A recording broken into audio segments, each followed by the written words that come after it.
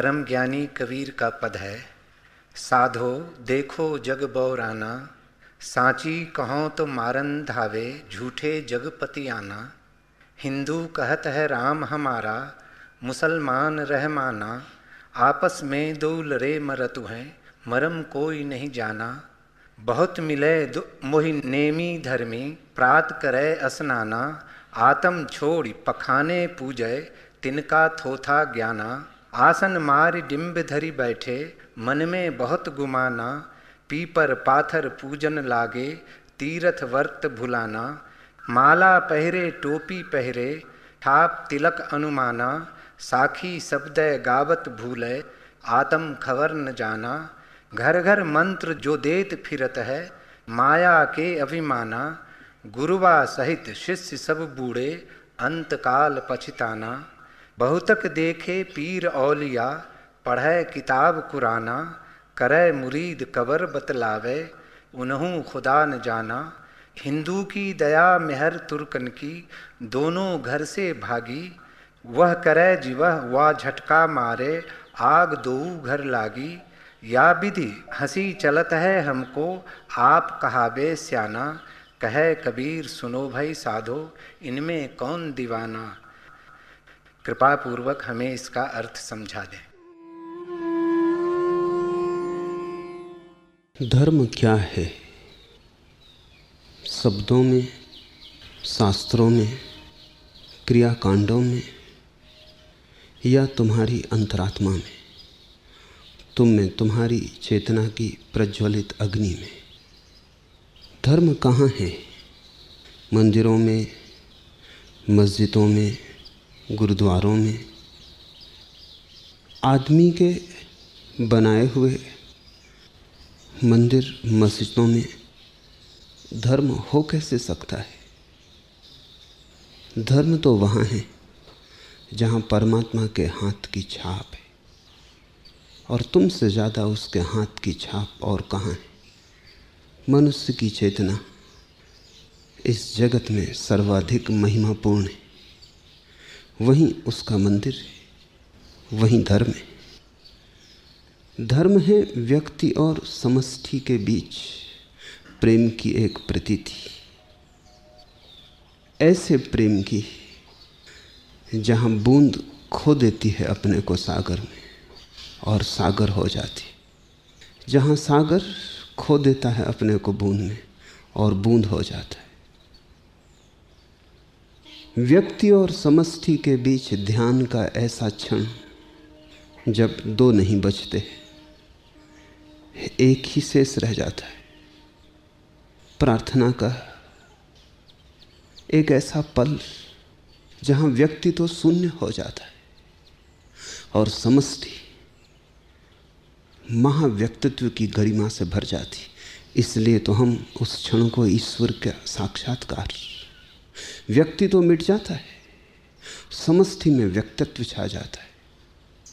सारी समष्टि एक महाव्यक्तित्व का रूप ले लेती है। धर्म व्यक्ति और समष्टि के बीच घटी एक अनूठी घटना है, लेकिन ध्यान रहे सदा व्यक्ति और समष्टि के बीच, व्यक्ति और समाज के बीच नहीं। और जिनको तुम धर्म कहते हो वे सभी व्यक्ति और समाज के संबंध हैं। अच्छा हो तुम उन्हें संप्रदाय कहो, धर्म नहीं। और संप्रदाय से धर्म का उतना ही संबंध है जितना जीवन का मुर्दा लाश से। कल तक कोई मित्र जीवित था, चलता था, उठता था, हंसता था, प्रफुल्लित होता था। आज प्राण पखेरु उड़ गए, लाश पड़ी रह गई। उस व्यक्ति की हंसी से, मुस्कुराहट से, गीत से, उस व्यक्ति के मनोभाव से, उस व्यक्ति के उठने बैठने चलने से, उस व्यक्ति के चैतन्य से इस लाश का क्या संबंध है? पक्षी उड़ गया, पिंजड़ा पड़ा रह गया, वो जो आज आकाश में उड़ रहा है पक्षी, उससे इस लोहे के पिंजड़े का क्या संबंध है? उतना ही संबंध है धर्म और संप्रदाय का। धर्म जब मर जाता है तब संप्रदाय पैदा होता है, और जो संप्रदाय में बंधे रह जाते वे कभी धर्म को उपलब्ध नहीं हो पाते। धर्म को उपलब्ध होना हो तो संप्रदाय की लाश से मुक्त होना अत्यंत अनिवार्य है। अगर तुम समझदार होते तो तुम संप्रदाय के साथ भी वही करते जो घर में कोई मर जाता है तो उसकी लाश के साथ करते हो। तुम मरघट ले जाते, दफनाते, आग लगा देते। लाश को कोई संभाल के रखता है, लेकिन तुम समझदार नहीं और लाश को सदियों से संभाल कर रखे हो। लाश सड़ती जाती, उससे सिर्फ दुर्गंध आती, उससे पृथ्वी पर कोई प्रेम का राज्य निर्मित नहीं होता, सिर्फ घृणा फैलती, जहर फैलता है। धर्म तो एक है, लाशें अनेक हैं, क्योंकि धर्म बहुत बार अवतरित हुआ और बहुत बार तिरोहित होता है। हर बार लाश छूट जाती है। 300 संप्रदाय हैं पृथ्वी पर और सब आपस में कलह से भरे हुए, सब एक दूसरे की निंदा और एक दूसरे को गलत सिद्ध करने की चेष्टा में संलग्न, जैसे घृणा ही उनका धंधा है। तुम्हारे मंदिरों, मस्जिदों, गुरुद्वारों से अब प्रेम के स्वर नहीं उठते, प्रार्थना की बांसुरी नहीं बजती, सिर्फ घृणा का धुआं उठता है।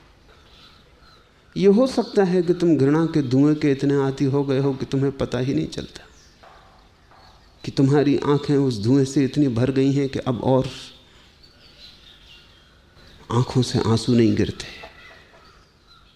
या तुम इतने अंधे हो गए हो कि आंख ही तुम्हारे पास नहीं कि जिससे आंसू गिर सके। लेकिन धर्म मरता है। थोड़ी हैरानी होगी, क्योंकि धर्म तो शाश्वत है। धर्म कैसे मर सकता है? निश्चित ही धर्म शाश्वत है, लेकिन इस पृथ्वी पर उसका कोई भी रूप शाश्वत नहीं। जैसे तुम तो बहुत बार पैदा हुए, मरोगे, तुम्हारे भीतर जो छिपा शाश्वत है वो कभी पैदा नहीं होता, कभी नहीं मरता। लेकिन तुम तो आओगे, देह धरोगे, ये देह मरेगी, फिर और देह धरोगे, वो भी मरेगी। थोड़ी देर सोचो, अगर आदमियों ने ये किया होता कि जितने लोगों ने अब तक देह धरी हैं सबकी लाशें बचा ली होती, अगर तुम्हारी अकेले एक व्यक्ति की सब लाशें बचा ली होती तो पृथ्वी पूरी तुम्हारी ही लाशों से भर जाती, क्योंकि तुम कभी पक्षी थे, कभी पशु थे, कभी पौधे थे। हिंदू कहते हैं 84 करोड़ योनियों से तुम गुजरे हो। अगर एक योनि से एक बार गुजरे हो, जो कि कम से कम है, जिसके लिए बहुत ज्ञानवान होना जरूरी है कि एक बार में ही छुटकारा हो जाए एक योनि से। अगर हम न्यूनतम मान लें कि तुम एक योनि से एक बार गुजरे हो, तो तुम्हारी 84 करोड़ लाशें अगर संभाल के रखी जाती तो होती, जमीन भर जाती, पट जाती उनसे। तुम्हारी ज्योति बहुत दियों में जली है, ज्योति उड़ जाती है, दिए को संभाल के रखते जाओ, मुश्किल में पड़ जाओगे। जिस जगह पे तुम बैठे हो, एक एक इंच जगह पर करोड़ों लाशें गड़ी हैं, क्योंकि कितने लोग हैं, कितनी आत्माएं, कितने वर्तुल सबने लिए। ज्योति चली जाती है, लाश को हम दफना आते हैं। धर्म के साथ ऐसा नहीं हो पाया। ज्योति तो चली जाती, लाश रह जाती। लाश को हम संभाल लेते हैं। लाश सूक्ष्म है, इसलिए दुर्गंध का भी पता उन्हीं को चलता है जिनके पास बड़े तीव्र नासापुट। लाश इतनी सूक्ष्म है कि कबीर जैसी आंखें हो तो ही दिखाई पड़ती। इसलिए धर्म पे संप्रदाय इकट्ठे हो जाते हैं, और जब भी कोई नया दिया आविर्भूत होता है सनातन की ज्योति को लेकर, तब मरे हुए सारे संप्रदाय उसके विरोध खड़े हो जाते, क्योंकि वो एक नया प्रतियोगी है, और प्रतियोगी असाधारण है, उसके साथ जीता भी नहीं जा सकता। क्योंकि वो जीवित है, तुम मुर्दा हो। इसलिए सारे संप्रदाय धर्म के दिए को बुझाने में संलग्न रहते हैं।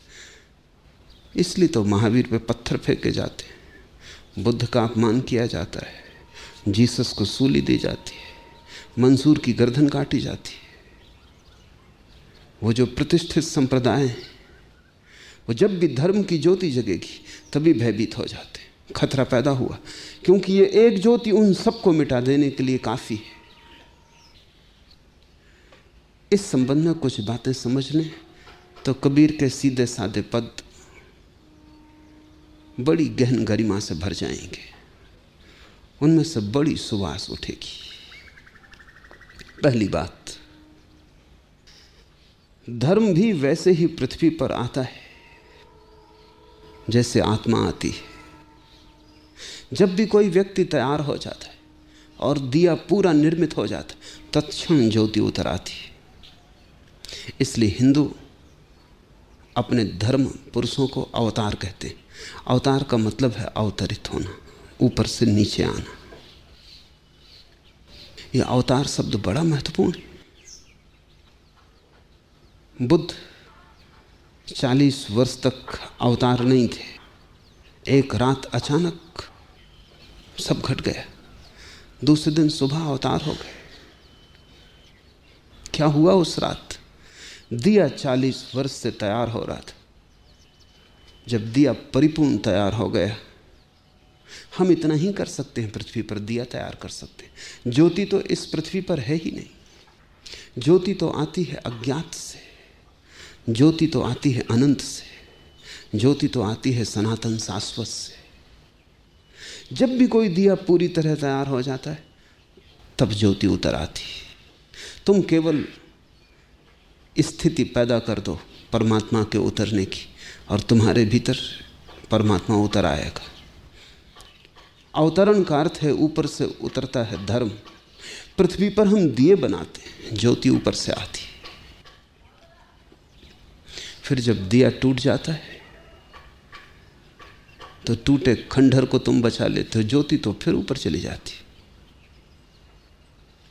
जो ऊपर से आई थी वो तुम्हारे कारण नहीं आई थी, वो तुम्हारे कारण रह भी नहीं सकती। वो जिसके कारण आई थी वो दिया टूट गया, वो बुद्ध के साथ ही विलीन हो जाती। लेकिन बुद्ध के पद चिन्ह छूट जाते हैं रेत पर, उन्हीं पद चिन्हों की पूजा चलती है। कहां तो बुद्ध के चरण, कहां तो उन चरणों से बहती हुई अनंत धारा ऊर्जा की, कि जिनमें भी साहस था झुकने का वे झुके और सदा के लिए तृप्त हो गए। कि जिनमें भी हिम्मत थी बुद्ध के चरणों को छू लेने की, उन्होंने छुआ और जैसे पारस छू गया और लोहा सोना हो गया। कहां तो वे चरण और कहां फिर रेत पर सूखे हुए छोड़े हुए सूखे चिन्ह। फिर उन चिन्हों की पूजा चलती, और उन चिन्हों की पूजा में भी अर्थ हो सकता है, लेकिन केवल उन्हीं को जिन्होंने बुद्ध के चरण देखे थे। इसलिए पहली पीढ़ी उन चरणों में भी बुद्ध के वास्तविक चरणों की भनक पाती। स्वाभाविक है, जिन्होंने असली चरण देखे थे, चरण चिन्हों को देखकर भी याद जगती है, याद का दिया जलता है।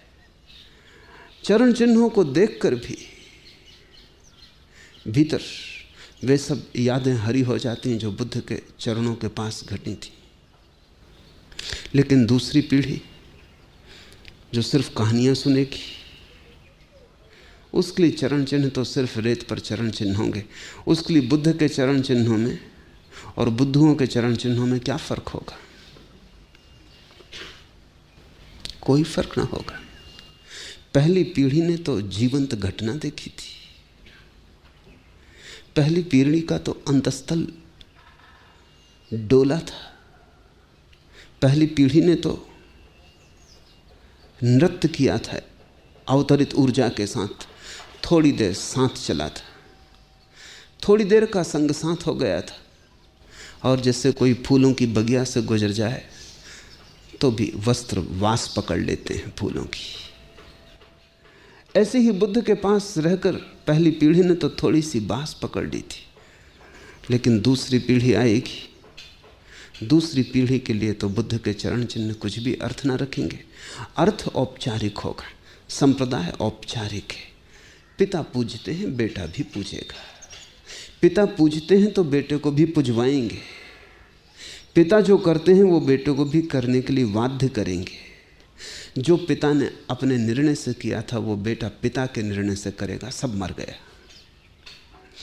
पिता तो बुद्ध के पास गए थे, अपने बोध से खींचा था बुद्ध ने, इसलिए गए थे। भीतर कोई पुकार उठी थी, भीतर कोई आमंत्रण मिला था तो गए थे। बेटे पर आरोपण होगा, आमंत्रण नहीं। न तो बुद्ध हैं पुकारने को, न बेटे को बुद्ध का कोई पता है। कथाएं हैं, कहानियां हैं जिन पर बेटा भरोसा भी नहीं कर सकता, क्योंकि बातें ही कुछ ऐसी हैं कि जब तक जानो ना भरोसा नहीं होता। बेटे की मजबूरी है। जिसने जाना नहीं अवतरण को, जिसने देखी नहीं वो ज्योति जो आकाश से आती है, जिसने केवल पृथ्वी की ज्योतियां ही देखी हैं, उसके पास कोई उपाय भी तो नहीं कि भरोसा करे। संदेह स्वाभाविक है। उसके संदेह को पुरानी पीढ़ी दबाएगी। पुरानी पीढ़ी भी एक मुसीबत में है। उसने देखा है। और कौन बाप न चाहेगा कि उसका बेटा भी भागीदार हो जाए उस परम अनुभव में? कौन मां न चाहेगी कि उसका बेटा भी उस परम की दिशा में यात्रा पर निकल जाए? क्योंकि जो भी हमने जाना है, हम चाहते हैं हमारे परिजन भी जान लें। जो हमने पिया और तृप्त हुए, हम चाहते हैं हमारे परिजन क्यों प्यासे क्षुधातुर मरे। तो बाप की भी मजबूरी है कि वो चाहता है कि बेटे को दिखला दे। बेटे की मजबूरी है कि जो उसने देखा नहीं, जो निमंत्रण उसे नहीं मिला, वो उसे कैसे देख ले। इन दोनों के बीच संप्रदाय पैदा होता है। बाप थोपता है करुणा से, बेटा स्वीकार करता है भय से। बाप ताकतवर है, जो कहता है मानना पड़ेगा, न मानो तो मुसीबत में डाल सकता है। बाप कहता है अपने प्रेम से, बेटा स्वीकार करता है अपनी निर्बलता से। इन दोनों के बीच में संप्रदाय पैदा होता है। पहली पीढ़ी के पास तो थोड़ी सी धुन होती, गीत तो बंद हो गया, प्रतिध्वनि गूंजती रहती। दूसरी पीढ़ी को ना गीत का पता है। जिसने गीत ही ना सुना हो उसे प्रतिध्वनि का कैसे पता चलेगा? जो मूल से ही चूक गया हो उसके लिए प्रतिलिपियां काम ना आएंगी। और कितना ही समझाओ, बात समझाने की नहीं। कबीर कहते हैं लिखा लिखी की है नहीं, देखा देखी बात। देखी तो ही सही है, नहीं देखी तो परमात्मा से बड़ा झूठ इस संसार में दूसरा नहीं है। देखा तो उससे बड़ा कोई सत्य नहीं है। देखा तो वही एकमात्र सत्य है, सभी सत्य उसमें लीन हो जाते। नहीं देखा तो परमात्मा सरासर झूठ है। सब चीजें सत्य हैं, किनारे रास्ते के पड़ा पत्थर भी सत्य है, परमात्मा झूठ है। लिखा लिखी की है नहीं, देखा देखी बात। लेकिन दूसरी पीढ़ी कैसे देखे? बाप ने देखी होगी, लेकिन जिसने देखी है सिर्फ जिसने बुद्ध को देखा है। लेकिन जो बुद्ध नहीं हो गया वो केवल कहानियां कह सकता है, वो दिखा नहीं सकता। वो स्मरण कर सकता है, स्मरण मधुर है,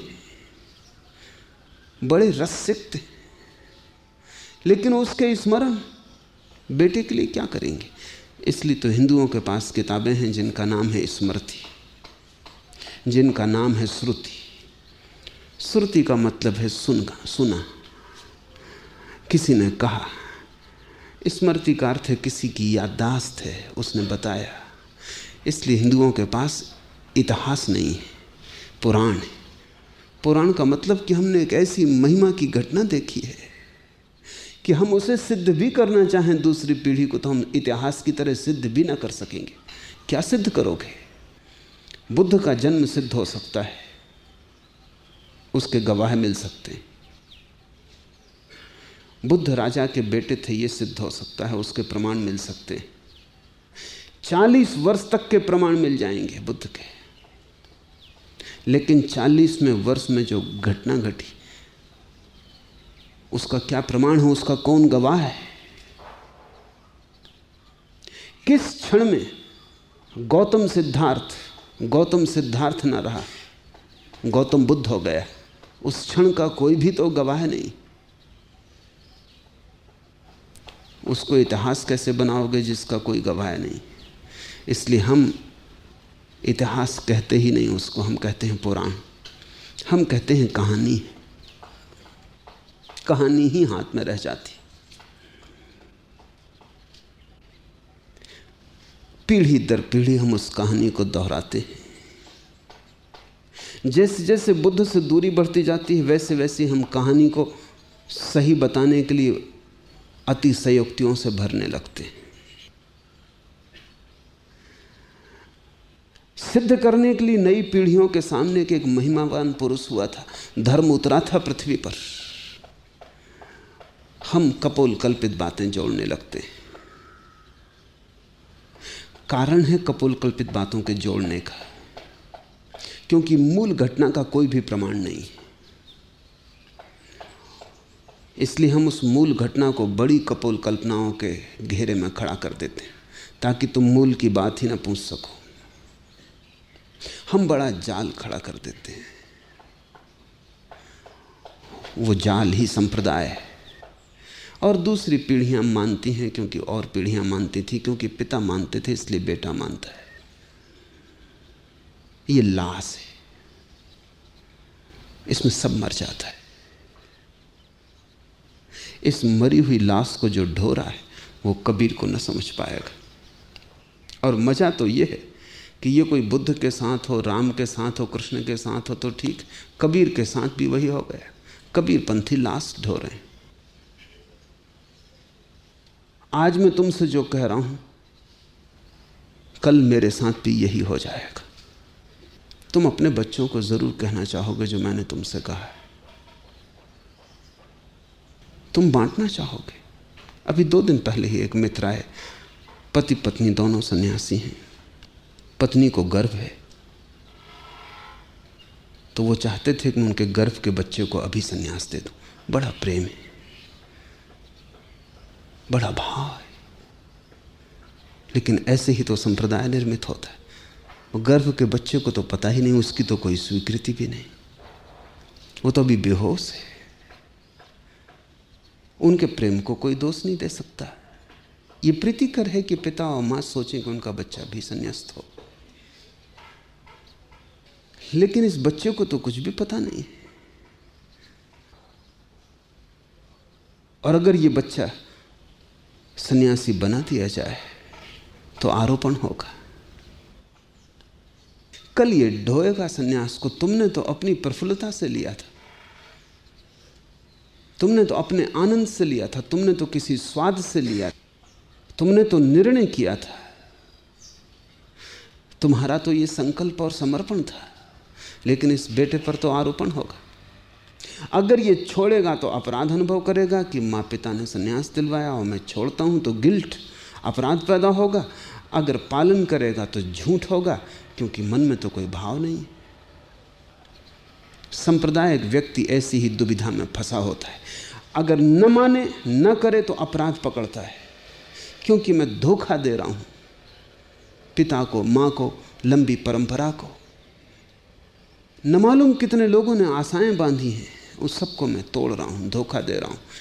तो अगर कोई अपने संप्रदाय को छोड़ दे तो ग्लानि होती है, मन अपराध से भरता है। अगर पकड़े रखे तो कोई आनंद नहीं आता, कोई नृत्य पैदा नहीं होता, बोझ की तरह ढोता है। सांप्रदायिक व्यक्ति बड़ी दुविधा में जीता है, मगर ये स्वाभाविक है। जिस दिन ये समझ लिया जाएगा पृथ्वी पर कि ये स्वाभाविक है, उसी दिन ये बंद हो जाएगा। और जो व्यवहार हम लाश के साथ करते हैं, वही व्यवहार हमें संप्रदाय के साथ करना चाहिए। बहुत प्रेम है माना, बचाने का मन होता है, लेकिन पिता मर जाते हैं तो क्या करोगे? पति मर जाता है तो क्या करोगे? बेटा मर जाता है तो क्या करोगे? मन होता है कि छाती से लाश को चिपका लें, मगर कितनी देर चिपकाए रखोगे? अगर लाश को ज़्यादा देर चिपकाया तो तुम भी लाश हो जाओगे, उसकी दुर्गंध तुम्हें भी दुर्गंध से भर देगी। आज नहीं कल अपने को समझा कि लाश से छुटकारा लेना पड़ता है, पीड़ा होती। इतना रस था, इतना प्रेम था, इतना लगाव था, आज उसी को जलाने जाते हैं, लेकिन जाना ही पड़ता है।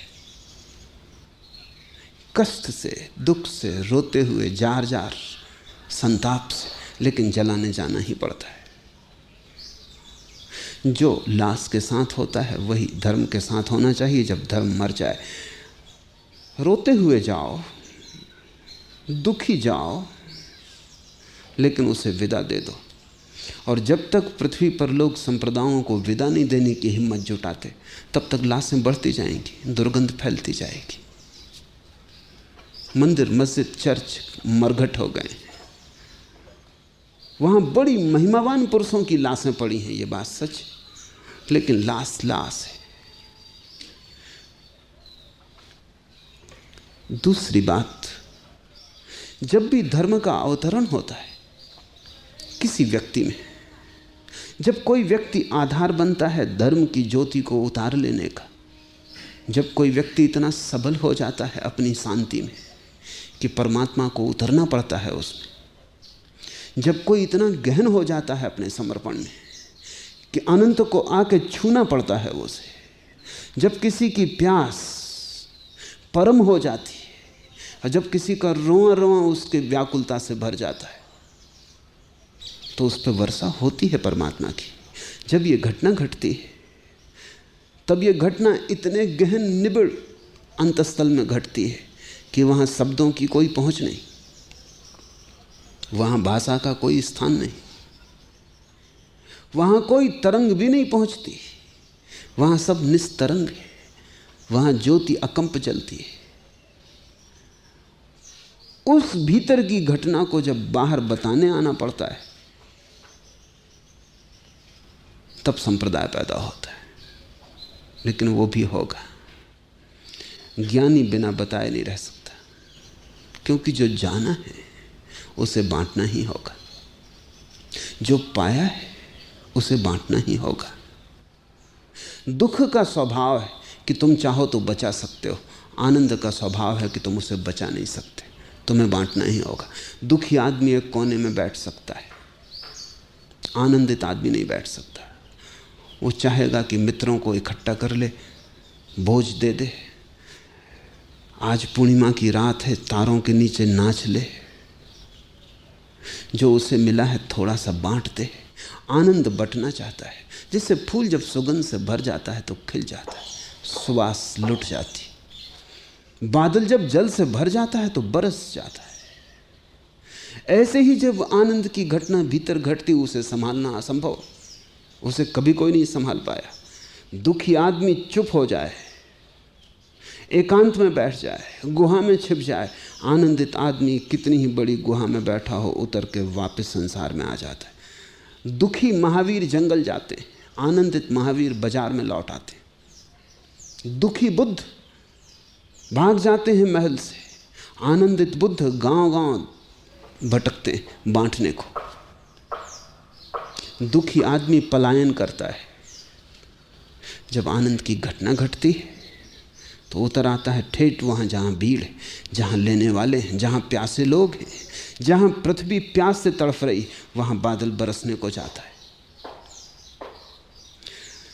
पर कठिनाई भीतरी है, जो जाना है वो निशब्द में जाना है, कहना होगा शब्द में, क्योंकि सुनने वाले शब्द को समझ सकेंगे, निशब्द को नहीं। इसलिए Quran, Gita, Bible, Injil, Talmud, Avesta, इनका जन्म होता है। फिर लोग इन किताबों को ढोते रहते, फिर इन किताबों में खोजते रहते, इन किताबों में धर्म नहीं, ये किताबें धर्म से पैदा हुई हैं, मगर इन किताबों में धर्म नहीं। और जिन्होंने समझा कि इन किताबों में ही है, वो भटक गए, उनको फिर कभी भी ना मिलेगा। ये किताबें तो इशारा हैं, ये तो मील के पत्थर हैं, ये तो कहती हैं और आगे। बस सब किताबें इतना ही कहती हैं, और आगे, यहां मत रुको, और आगे चलो, बढ़ो, और आगे। सब मील के पत्थर हैं जहां तीर लगा है, और आगे। कोई किताब मंजिल नहीं है, क्योंकि शब्द कैसे मंजिल हो सकता है? निशब्द मंजिल है, परम मौन मंजिल है। बड़ी अड़चन हो जाती। जाना था निशब्द में, जाना जा सकता है केवल निशब्द में, बताया शब्द में। लोग शब्द को पकड़ लेते, उनकी भी कठिनाई है, जाहिर साफ है, क्योंकि जो उनको बताया गया वो पकड़ लेते हैं। और कठिनाई बड़ी सूक्ष्म और जटिल है। जब बुद्ध बोलते हैं तो शब्द में तो सत्य नहीं होता, लेकिन बुद्ध के ओंठों को छूकर जो शब्द निकलते हैं उनमें सत्य की झनकार होती। शब्द तो तुम जो उपयोग करते हो वही बुद्ध करते हैं, लेकिन शब्दों का गुणधर्म बदल जाता। जब बुद्ध बोलते हैं तो सिर्फ शब्द नहीं बोले जा रहे हैं, बुद्ध की आंखें भी कुछ कह रही, बुद्ध के हाथ भी कुछ कह रहे हैं, बुद्ध का पूरा व्यक्तित्व कुछ कह रहा है। जब शब्द बुद्ध बोल रहे हैं तब शब्द तो सिर्फ एक छोटा अंश है, बुद्ध का पूरा होना उसमें समाविष्ट है। तो बुद्ध जब शब्द बोलते हैं तो निर्जीव शब्द भी जीवन की प्रतीति ले लेते हैं, साधारण से शब्द भी हीरों की चमक ले लेते हैं।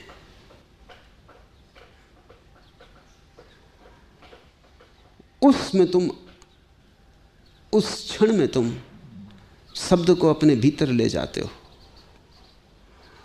बुद्ध का सारा व्यक्तित्व उस शब्द के आसपास एक वायुमंडल की तरह तुम्हारे भीतर आता है। लेकिन गीता में जब तुम पढ़ोगे तो किताब पर छपे स्याही के अक्षर, वहां कृष्ण की मौजूदगी नहीं है। जब तुम धम्म पद में पढ़ोगे तो कागज और स्याही है, वहां बुद्ध के ओंठ, बुद्ध की आंखें, बुद्ध के हाथ, बुद्ध का होना, वहां कुछ भी नहीं। ऐसा ही समझो कि अगर तुमने संगीत की किताबें देखी हों, चिन्हों में संगीत लिखा होता है। संगीत में और संगीत की किताब में जहां चिन्ह बने होते हैं संगीत के, उसमें जितना फर्क है उतना ही फर्क बुद्ध के वचन और धम्म पद में, कृष्ण के वचन और गीता में। कहां बुद्ध के वचन? उनकी भीतर की ज्योति से ज्योतिर्मय, उनके भीतर की सुवास से आंदोलित, उनके भीतर की गंध को लेते हुए, क्योंकि उनसे डूब के आ रहे हैं, उनके गहनतम से आ रहे हैं। शब्द निशब्द को कह नहीं सकते, लेकिन निशब्द में से डूब के आए तो निशब्द की थोड़ी सी ध्वनि उन शब्दों में मौजूद होती, वही ध्वनि प्रभावित करती, शब्द प्रभावित नहीं करते। शब्द तो मैं भी वही बोल रहा हूं जो तुम बोलते हो। मेरे शब्दों के कारण तुम मेरे पास नहीं आ सकते, क्योंकि एक भी शब्द तो नया नहीं है जो तुम नहीं जानते। तुम मेरे पास किसी और कारण से हो। शब्द के पास पास कुछ और भी घट रहा है, शब्द के आसपास कुछ और भी घट रहा है। भला तुम उसे ठीक से समझ भी ना पाओ, लेकिन तुम्हारा हृदय उसे पहचानता है।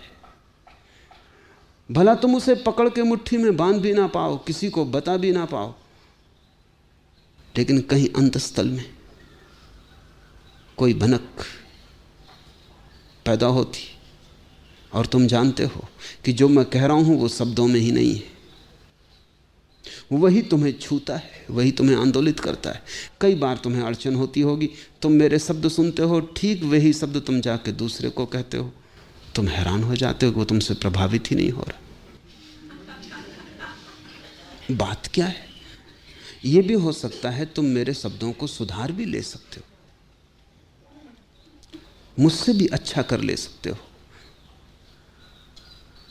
क्योंकि मैं कोई शब्दों में बहुत कुशल नहीं हूं। व्याकरण कोई ठिकाने की नहीं है। तुम उसे सुव्यवस्थित कर ले सकते हो, लेकिन तुम हैरान हो कि बात क्या है। वही मैं कह रहा हूं, शब्दों में कुछ भी नहीं है।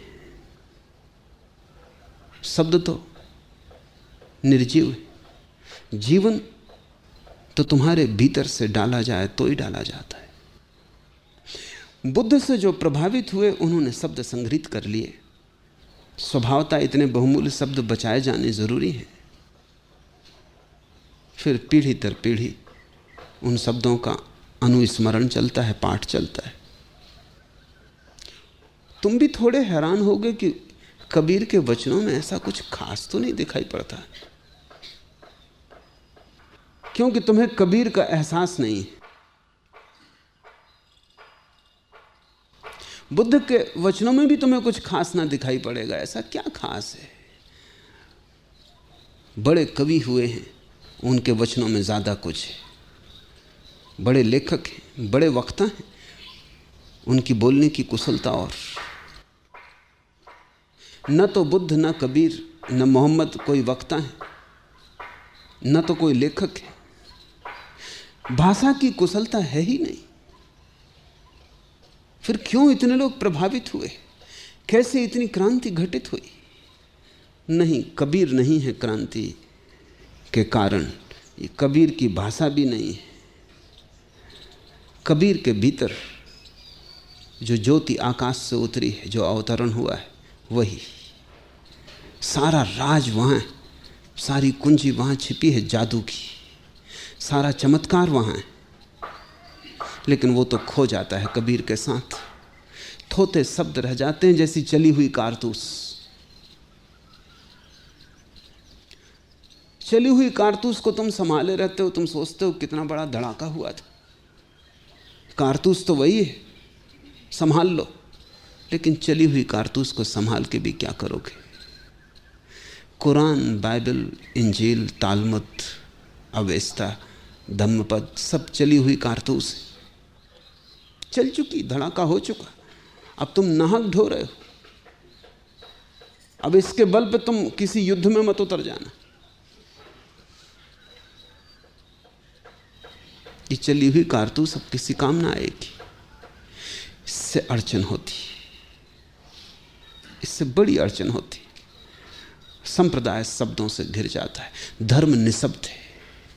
संप्रदाय शास्त्रों से घिर जाता है, धर्म का कोई शास्त्र नहीं। शून्य ही उसका शास्त्र है, मौन ही उसकी वाणी है। और तीसरी बात, जब कभी अवतरण होता है धर्म का, परमात्मा का, तो उस व्यक्ति के माध्यम से बहुत सी घटनाएं घटती। वो व्यक्ति बहुत तरह की विधियों का उपयोग करता है तुम्हें सहायता पहुंचाने को, तुम्हें मार्ग पर चलाने को। बुद्ध ने भिक्षुओं को पीत वस्त्र दिए। पीले वस्त्र प्रतीक है, प्रतीक है मृत्यु के। कबीर जो कह रहे हैं कि जीते जी जो मर जाए वही बचेगा। जैसे पीला हो जाता है पत्ता, तो उसका अर्थ है कि मौत करीब आ रही, पत्ता मरने के करीब है। फिर जब बिल्कुल पीला हो जाता है तो मर गया। फिर किसी भी क्षण वृक्ष से टूट जाता है, ना वृक्ष को पता चलता ना पत्ते को पता चलता, मौत घट गई। पीले पत्तों को देखकर बुद्ध को स्मरण आया, पीत वस्त्र उपयोगी होंगे। वो तुम्हें याददाश्त दिलाएंगे कि मर जाना है, कि इस जीवन में जीना नहीं है, मरकर जीना है। पीले पत्ते की तरह जीना है जो लटका, अब गया, अब गया, अब गया। किसी भी क्षण हवा की जरा सी लहर और पीला पत्ता गया। ऐसे जीना है, क्योंकि मौत किसी भी क्षण घट सकती। मौत के प्रति जागे हुए जीना है, मौत को स्वीकार करके जीना है। इसलिए बुद्ध ने अपने भिक्षुओं को पीले वस्त्र दिए। भिक्षु अब भी पीले वस्त्र पहने हुए, लेकिन प्रतीक जड़ हो गया। अब उसमें कोई जीवन नहीं है। उन्हें कुछ पता भी नहीं कि वो क्यों पीले वस्त्र पहने हुए। मैंने तुम्हें गैरिक वस्त्र दिए। जैसे बुद्ध को पीला पत्ता मौत का सूचक मालूम पड़ता है, ऐसे ही दूसरे छोर से गैरिक रंग दो बातों का प्रतीक है। एक तरफ तो सुबह का उगता हुआ सूरज का रंग है, एक नए जीवन का आविर्भाव। दूसरी तरफ सांझ को डूबते हुए सूरज का भी रंग वही है। एक तरफ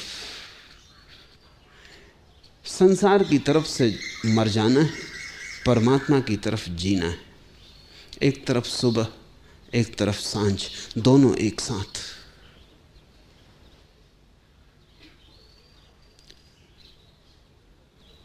गैरिक रंग अग्नि का रंग है, और अग्नि से गुजरे बिना कोई भी निखरता नहीं। तुम्हारी आत्मा का स्वर्ण निखरेगा अग्नि से गुजरकर। गैरिक वस्त्र अग्नि का रंग है। उसका अर्थ है कि यह पूरा जीवन अग्नि शिखा है। यहां से तुम्हें शुद्ध होकर गुजरना है, अन्यथा तुम स्वीकार ना हो सकोगे। बहुत पुकारे जाते हैं, बहुत कम चुने जाते हैं। 1000 यात्रा करते हैं, एक पहुंचता है। अगर तुमने जीवन को पूरा मौका दिया कि तुम्हें जला डाले, तुमने अपने को बचाने की कोशिश न की, तुम स्वर्ण की तरह अग्नि में पड़ गए और सब तरह तुमने जलने दिया। एक बात पक्की, सोना नहीं जलता, कचरा ही जलता है। तुम्हारे भीतर जो सोना है वो बच रहेगा, जो कचरा है वो जल जाएगा। गैरिक वस्त्र चिता का रंग है, तो उसमें वो बात तो छिपी ही है जो पीत वस्त्रों में छिपी है, कि तुम जीवन को मरकर जीना। जैसे प्रतिपल तुम चिता पर चढ़े हो, आग की लपटें उठ रही तुम्हारे चारों तरफ, तुम्हारे गैरिक वस्त्र आग की लपटें बनी रहे तुम्हारे चारों तरफ। तुम ऐसे जियो जैसे चिता पर बैठा हुआ आदमी जी रहा हो। किसी भी पल सब जल जाएगा, राख पड़ी रह जाएगी। लेकिन यही खतरा है। पीछे लोग पीले वस्त्र पहने हुए चलते रहते हैं। जड़ा प्रतीक हाथ में रह जाता है, अर्थ खो जाता है, तब संप्रदाय निर्मित हो जाता है। तब तुम पहनते हो पीले वस्त्र या गैरिक वस्त्र या माला, लेकिन वो जड़ता हो जाती। अब उसमें कोई अर्थ नहीं, अब तुम्हारे हृदय का उससे कोई संबंध नहीं।